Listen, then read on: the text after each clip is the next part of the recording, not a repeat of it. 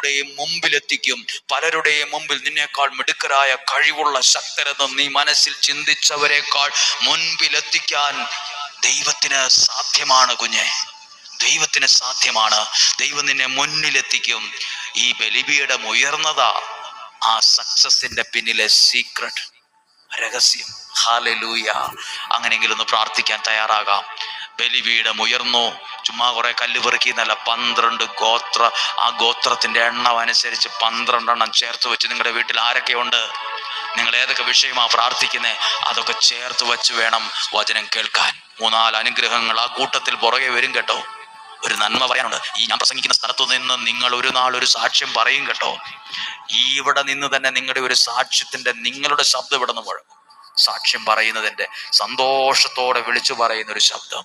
ആമേൻ. Hallelujah. പ്രിയപ്പെട്ടവർ, ഇന്ന് തിങ്കളാഴ്ചയാണ്. നിങ്ങളെ അനുഗ്രഹിച്ച് പ്രാർത്ഥിക്കാൻ പോവുകയാണ്.